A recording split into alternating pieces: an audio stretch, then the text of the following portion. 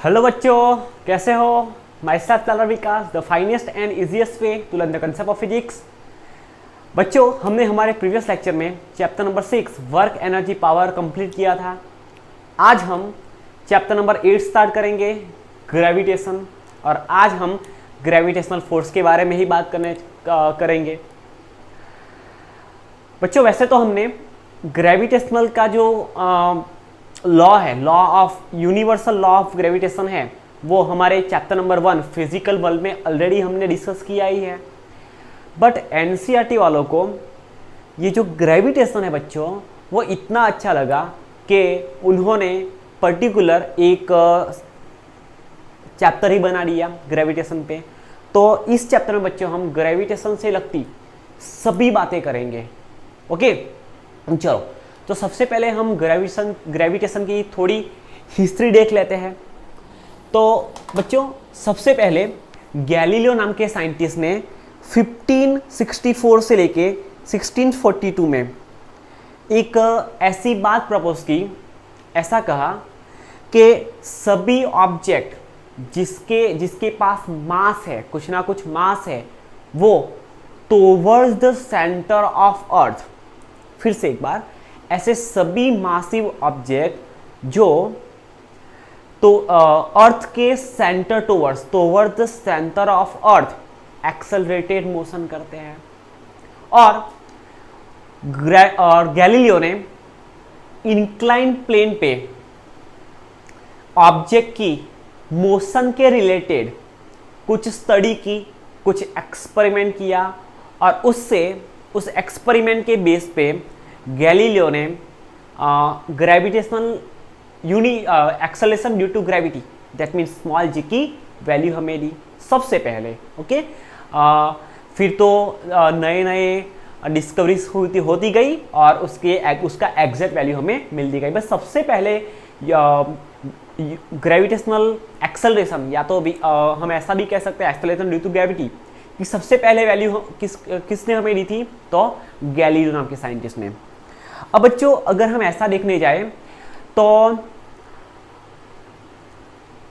सभी जो celestial objects हैं यूनिवर्स में जो मोशन करते हैं, वो सभी जो सेलेस्टियल ऑब्जेक्ट हैं वो भी ड्यू टू ग्रेविटेशनल फोर्स की वजह से ही मोशन करते हैं। अगर हम ऐसा देखने जाए तो हमें ऐसा नहीं लगता कि भाई ग्रेविटेशन से सेलेस्टियल ऑब्जेक्ट को क्या लेना देना है। बट जो सेलेस्टियल ऑब्जेक्ट्स है, उनकी जो मोशन है, उनकी जो स्टडी है, वो किसके अंदर में आएगी बच्चों? ग्रेविटेशन के अंदर में आएगी। तो सबसे पहले सेलेस्टियल ऑब्जेक्ट के बारे में सबसे पहले टॉलेमी नाम के साइंटिस्ट ने एक जियोसेंट्रिक मॉडल प्रपोज किया। और उस जियोसेंट्रिक मॉडल में टॉलेमी नाम के साइंटिस्ट ने ऐसा कहा कि यूनिवर्स में जो अर्थ है वो एक सेंटर जैसा काम करती है, और अराउंड द अर्थ सभी celestial object including stars, sun and all the planets, वो अराउंड द अर्थ रिवॉल्विंग करते हैं। दैट मीन्स सर्कुलर मोशन करते हैं। फिर टॉलेमी के बाद एक नए साइंटिस्ट, जो हमारे इंडियन साइंटिस्ट है आर्यभट्ट, उसने एक नई थियोरी प्रपोज की, एक नया मॉडल प्रपोज किया जिसका नाम है हेलियोसेंट्रिक मॉडल। उस हेलियोसेंट्रिक मॉडल में आर्यभट्ट नाम के साइंटिस्ट ने ऐसा कहा कि यूनिवर्स के सेंटर में अर्थ एक जगह पे स्थिर नहीं है, दैट मीन्स स्टेबल नहीं है, और उसके अराउंड सन, स्टार और ऐसे सभी सेलेस्टियल ऑब्जेक्ट मोशन नहीं करते। बट यूनिवर्स के सेंटर में जो सन है वो स्टेबल है, और सन के अराउंड सभी सेलेस्टियल ऑब्जेक्ट इंक्लूडिंग अर्थ, स्टार्स, सभी सेलेस्टियल ऑब्जेक्ट क्या करते हैं? मोशन करते हैं। ऐसा किसने कहा? आर्यभट्ट नाम के साइंटिस्ट ने कहा। उसके बाद एक पोलैंड सेंट थे, उसने एक नई थियरी प्रपोज की। उसने भी ऐसा कहा कि सन, सभी सेलेस्टियल ऑब्जेक्ट एक ऐसे सर्कुलर पाथ पे मोशन करते हैं जिसके सेंटर में सन है। तो उसने भी इनडायरेक्टली ये जो हेलियोसेंट्रिक मॉडल है जो आर्यभट्ट ने लिया था उसको क्या किया, सपोर्ट किया। बट पोलैंड के जो साइंटिस्ट थे कॉपरनिकस, वो कॉपरनिक्स ने क्या किया, कॉपरनिक्स ने ऐसा कहा कि सभी सेलेस्टियल ऑब्जेक्ट यूनिवर्स में एक सर्कुलर पाथ पे मोशन करते हैं। सभी सेलेस्टियल ऑब्जेक्ट का जो सर्कुलर पाथ होगा, उसके मोशन का जो सर्कुलर पाथ होगा वो सभी सेलेस्टियल ऑब्जेक्ट के लिए डिफरेंट होगा। बट सभी सर्कुलर पाथ के सेंटर में सन होगा, ऐसी बात कही। बट उसको किसी ने सपोर्ट नहीं किया, बट उसको सपोर्ट किया गैलीलियो नाम के साइंटिस्ट ने। अब बच्चों हुआ क्या,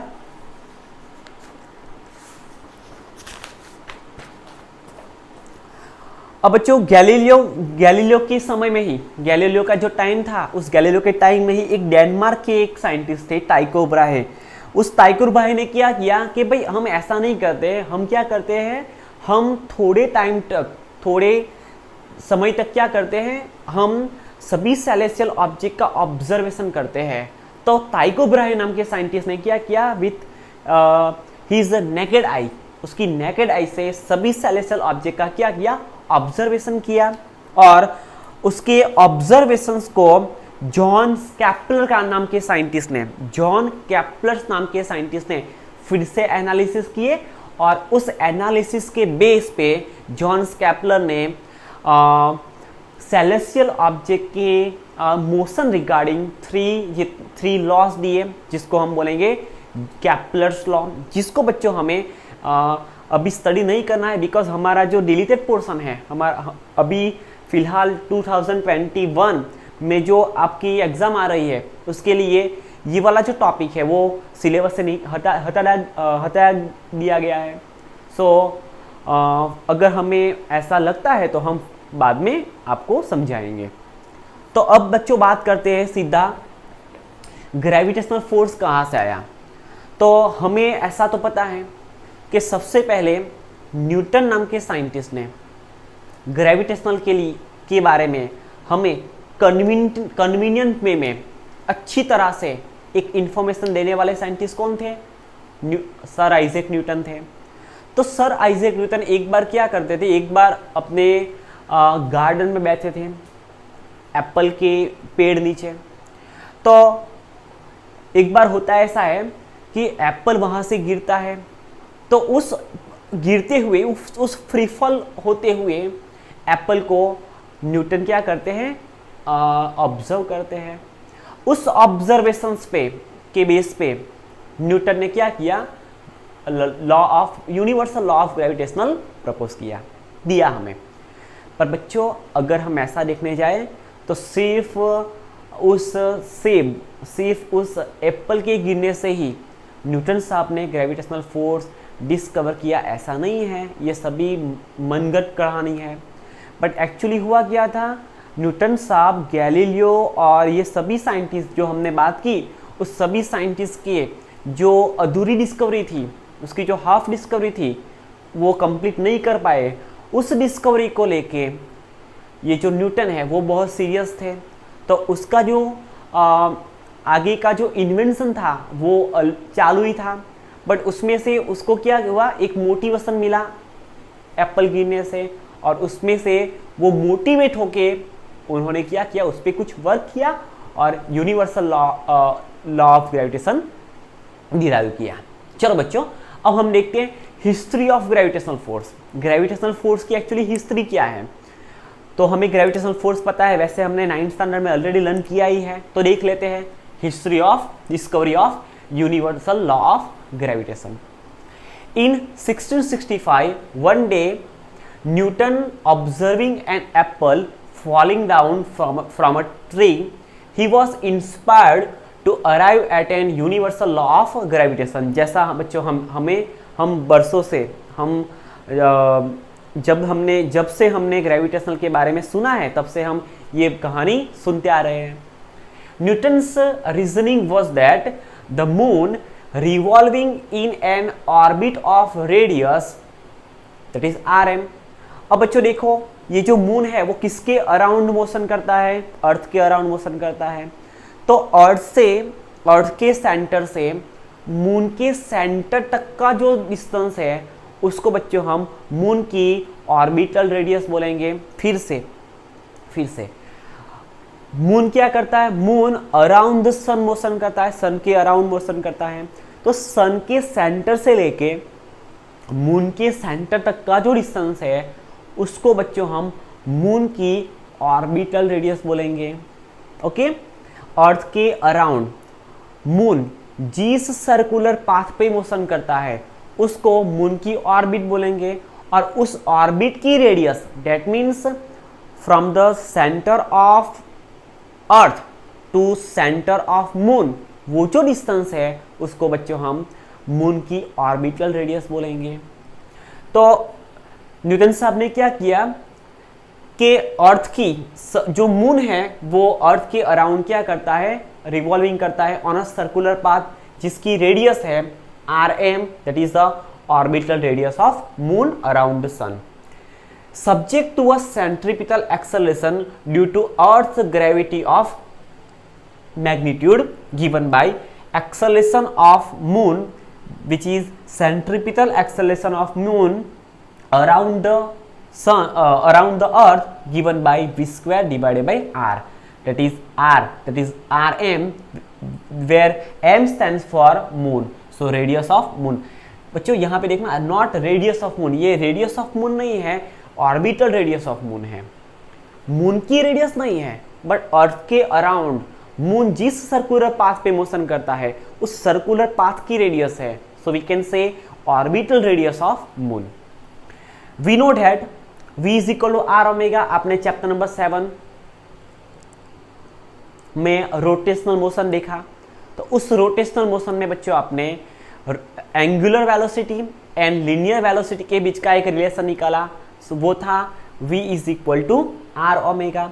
सो v is equal to velocity of, we can say linear velocity of moon in its orbit is equal to radius of moon into angular velocity of moon. So v is equal to R M. अब बच्चों omega क्या होता है, omega is equal to 2 pi divided by T. जब कोई object किसी circular path पे motion करता है, जब वो एक राउंड कंप्लीट करता है, सो 2 पाई जितना एंगल फॉर्म होता है, और एक राउंड कंप्लीट करने के लिए जो टाइम लगता है उस टाइम को हम क्या बोलेंगे, पीरियडिक टाइम, और we can say time period बोलेंगे। सो यहाँ से हम लिख सकते हैं R M into 2 pi divided by T. अब बच्चों हम इस वैल्यू को, v की वैल्यू को अगर हम सेंट्रीपिटल एक्सेलरेशन के एक्सप्रेशन में सब्स्टिट्यूट करेंगे तो यहाँ से हमें मिलेगा एक्सेलरेशन, और we can say centripetal acceleration of moon is equal to R M square into इसका whole square, so 4 pi square divided by T square divided by radius of moon as it is. Okay, यहाँ पे है। So यहाँ से radius of moon cancel out हो जाएगा। यहाँ पे radius of moon that is orbital radius of moon as it is रहेगा। So centripetal acceleration of moon is equal to 4 pi square divided by T square into orbital radius of moon. अब बच्चों देखो, orbital radius of moon find की गई, that is earth से सन तक का जो डिस्टेंस है वो अप्रोक्सीमेटली मेजर किया, that is average value measure की गई। Average value, average distance of moon from the centre of sun, sorry from the centre of earth is given by 3.84 multiply by 10 power 8 metre. बच्चों यहाँ पे ध्यान से सुना, जो ऑर्बिटल मून की जो ऑर्बिटल रेडियस होगी अराउंड द अर्थ, वो ही अर्थ से मून तक का डिस्टेंस होगा। कैसे, तो देखो यहाँ पे अगर अर्थ यहाँ पे है, अगर अर्थ यहाँ पे है और अर्थ के अराउंड सर्कुलर पाथ पे मून मोशन कर रहा है, सो यहाँ से यहाँ इस सर्कुलर पाथ को हम मून की क्या बोलेंगे, ऑर्बिटल रेडियस बोलेंगे। सो ऑर्बिटल रेडियस क्या होगी, अर्थ के सेंटर से लेके मून के सेंटर तक का जो डिस्टेंस होगा उसको हम क्या बोलेंगे, मून की ऑर्बिटल रेडियस बोलेंगे।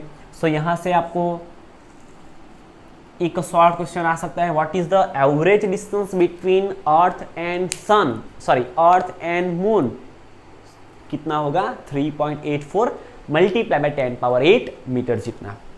Now the time period of revolution of moon around the earth के अराउंड मून को एक रिवॉल्यूशन कंप्लीट करने के लिए जो टाइम लगता है वो अप्रॉक्सीमेटली 27.3 डेज जितना लगता है। अगर हम इस डेज को 27.3 डेज को सेकंड में ट्रांसफर करें, दैट मीन्स टाइम के एसआई सिस्टम ऑफ यूनिट में ट्रांसफर करें, तो मल्टीप्लाई बाई 86,400 सेकंड लिखना पड़ेगा, because 1 day is equal to 1 day को पहले हम 24 आवर में ट्रांसफर करेंगे, फिर 24 आवर से हम उसको मिनट में ट्रांसफर करेंगे, फिर सेकंड में ट्रांसफर करेंगे। So 1 day is equal to 86,400 second. So the time period of revolution of moon around the around the earth is given by 27.3 multiply by 86,400 second. अब बच्चों अगर हम मून की लीनियर वेलोसिटी निकालें तो v is equal to are omega, तो हम यहां से भी निकाल सकते हैं, v is equal to are omega के बेस पे भी निकाल सकते हैं। एंड बच्चों हम ऐसे भी निकाल सकते हैं कि अगर moon around the earth circular path पे मोशन करता है, तब उसकी कोई एक पोजीशन पे उसकी लीनियर वेलोसिटी क्या होगी। तो अगर हम कैसे फाइंड कर सकते हैं, अगर मून अराउंड द अर्थ एक रिवॉल्यूशन कंप्लीट करता है तो 2 पाई आर जितना डिस्टेंस ट्रैवल करता है, और एक रिवॉल्यूशन कंप्लीट करने के लिए उसको जो टाइम लगता है उसको बच्चों हम क्या बोलते हैं, पीरियडिक टाइम बोलते हैं। सो यहां से linear velocity of moon around the earth is given by 2 pi r divided by t, where rm is the orbital radius of moon around this earth. So 2 pi as it is. Now the radius of orbital radius of moon, that is 3.84 multiplied by 10 power 8 meter divided by हमने जो periodic time अर्थ का एक moon का around the अर्थ एक revolution complete करने के लिए जो टाइम लगता है उसको अगर हम सेकंड में ट्रांसफर करेंगे और डिवाइड करेंगे तो हमें मिलेगी value linear velocity of moon around the earth is given by 1.02 multiply by 10 power 3 metre per second. Now centripetal acceleration of moon, अब हम यहाँ आ जाते हैं फिर से सेंट्रीपिटल एक्सेलरेशन ऑफ मून। हमें ये भी पता है 3.84 मल्टीप्लाई बाय 10 पावर 8 मीटर। हमने ये भी फाइंड कर लिया, लीनियर वेलोसिटी ऑफ मून भी फाइंड कर लिया। यहाँ से हम लिख दें, अगर लिखना चाहे तो m stands for moon, linear velocity of moon. So 1.02 multiply by 10 power 3 का whole square divided by orbital radius of moon. यहाँ से हम लिखेंगे orbital radius of moon is equal to 3.84 multiply by 10 power 8 metre. अब हम बच्चों इसको simplify करेंगे तो हमें centripetal acceleration of moon around the earth मिलेगी 2.70 मल्टीप्लाई बाय 10 पावर -3 मीटर पर सेकंड स्क्वायर। अब बच्चों ध्यान से सुनना कि हमने अराउंड द अर्थ मून जिस सर्कुलर पाथ पे मोशन करता है तब उस पे लगने वाले जो सेंट्रीपिटल एक्सेलरेशन है, उस पे प्रोड्यूस होने वाला जो सेंट्रीपिटल एक्सेलरेशन है उसकी बात की तो वो हमें मिला 2.70 मल्टीप्लाई बाय 10 पावर -3 मीटर पर सेकंड स्क्वायर। एंड बच्चों एट द सरफेस ऑफ अर्थ की सरफेस पे जो एक्सेलरेशन ड्यू टू ग्रेविटी है वो बच्चों हमें पता है 9.8 मीटर पर सेकंड स्क्वायर। तो बच्चों अगर हम ऐसा देखने जाए, अगर हम अर्थ के सेंटर से दूर चले जाए तो ग्रेविटेशनल फोर्स की जो वैल्यू है वो बच्चों कैसी होती जाएगी, डिक्रीज होती जाएगी। सो देखो यहाँ पे हमने अर्थ से प्रोड्यूस होने वाला जो ग्रेविटेशनल फोर्स है वो हमने किस पे फाइंड किया, एक्सेलरेशन किस पे फाइंड किया, सेंट्रीपिटल एक्सेलरेशन किस पे फाइंड किया, मून पे फाइंड किया। तो उसकी value with respect to acceleration at the surface of earth के कंपेयर में बहुत कम आई। सो यहाँ से हम लिख सकते हैं acceleration of moon, centripetal acceleration of moon which is very much less than the acceleration due to gravity at the surface of earth. Now acceleration of moon decreases with increase in distance, so gravitational force depends upon the distance. इससे क्या conclusion मिला हमें कि अगर हम earth surface से दूर चले जाए तो एक्सेलेरेशन ड्यू टू, जो एक्सेलेरेशन है वो कैसा होता जाएगा, डिक्रीज होता जाएगा. From magnitude of a m and g, that is centripetal acceleration of moon and gravitational acceleration at the surface of earth, Newton shows that the gravitational force is inversely proportional to square of the distance. इससे Newton साहब ने conclusion निकाला कि ये जो gravitational acceleration है, ये जो एक्सेलरेशन है वो इनवर्स स्क्वायर लॉ को क्या करता है, फॉलो करता है. So centripetal acceleration at of moon is proportional to 1 over rm square, that is a orbital radius of moon square, and gravitational acceleration at the surface of earth is given by 1 over r square. देखो यहाँ पे कहाँ से distance measure करना है, from the centre of earth. फिर से ये रही earth, from the centre of earth हमें सभी डिस्टेंस मेजर करने हैं. मान लो बच्चों अगर हम इसको अर्थ कंसिडर करें तो ये उसका सेंटर हो गया, तो सेंटर से यहाँ तक का जो डिस्टेंस है जहाँ पे ऑब्जेक्ट रखा है at the surface of earth, तो from the centre of earth distance कितना होगा, रेडियस ऑफ अर्थ जितना होगा. So gravitational acceleration is proportional to 1 over radius of earth square. अब बच्चों हम इस दोनों इक्वेशन का रेशियो ले लें. So A M divided by G is equal to हमें मिलेगा, A M divided by G करने पे हमें मिलेगा R E square divided by R M square. दोनों का स्क्वायर है, so A M divided by G is equal to R E divided by R M का होल स्क्वायर लिख सकते हैं. अब बच्चों न्यूटन साहब को ऐसा पता था कि रेडियस ऑफ अर्थ, ध्यान से सुना, radius of earth divided by ratio of radius of earth to orbital radius of moon is equal to 1 over 60. So इस इंफॉर्मेशन को यूज करके अगर हम acceleration, centripetal acceleration of moon निकालें तो A M is equal to यहाँ से G यहाँ पे मल्टीप्लाई हो जाएगा, so G into this term remain as it is. So A M now acceleration due to gravity at the surface of earth 9.8 meter पर second square, and ratio of radius of earth to orbital radius of moon which is 1 divided by 60 उसका whole square.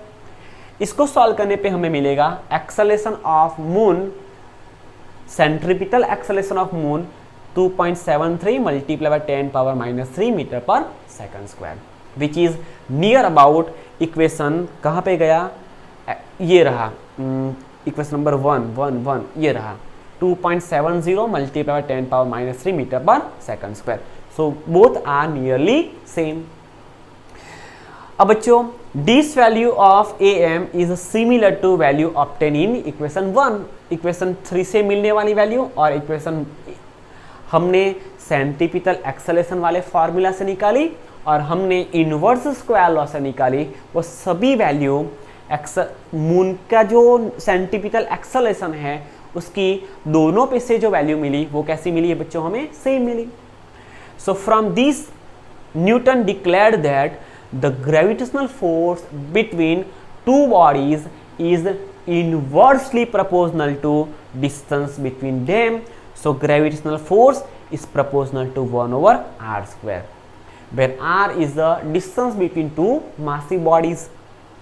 If distance remain constant, अगर दो massive body की बीच का जो distance है अगर वो constant रहता है, so दोनों बॉडी पे जो लगने वाला जो ग्रेविटेशनल फोर्स है बच्चों वो दोनों बॉडी के मास के प्रोडक्ट के प्रोपोर्शनल होगा. So F is proportional to product of mass of both bodies. Okay, so बच्चों इस दोनों इंफॉर्मेशन का यूज करके न्यूटन साहब ने universal law of gravitational proof किया.